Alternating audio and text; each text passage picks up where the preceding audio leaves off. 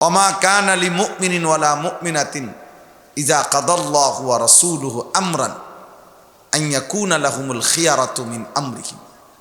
আল্লাহ তাআলা বলছেন, কোন ঈমানদার পুরুষ কিংবা ঈমানদার নারী কারো জন্যই এই অনুমতি নেই আল্লাহ এবং তার রাসূল কোনো ফয়সালা বলার পরে নিজেদের কোনো মতামত খেয়াল খুশি পেশ করা, নিজস্ব কোনো মতামত বলার কোনো অনুমতি নাই।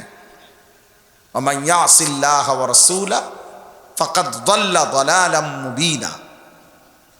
এবং যেই আল্লাহ আর তার রাসূলের বিরুদ্ধাচরণ করবে সে নিশ্চিত সুস্পষ্ট পথভ্রষ্ট গোমরা পথহারা। এই জন্য ছেলেরা তোমাদেরকেও বলি, ভাই তুমি পাত্তা না দিলেও এটাই সত্য।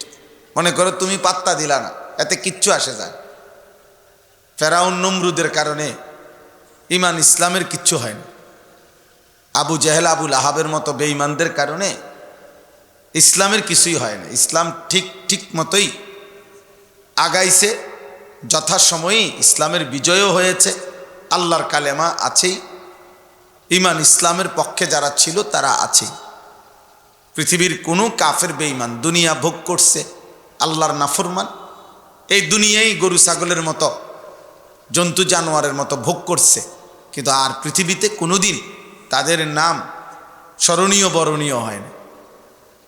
তো এইটাই সুযোগ। ফেরাউন দুনিয়া ভোগ করছে, সে তো আর ফকির ছিল না, বাদশা ছিল, তাহলে তো সে দুনিয়া অনেক ভোগ করছে।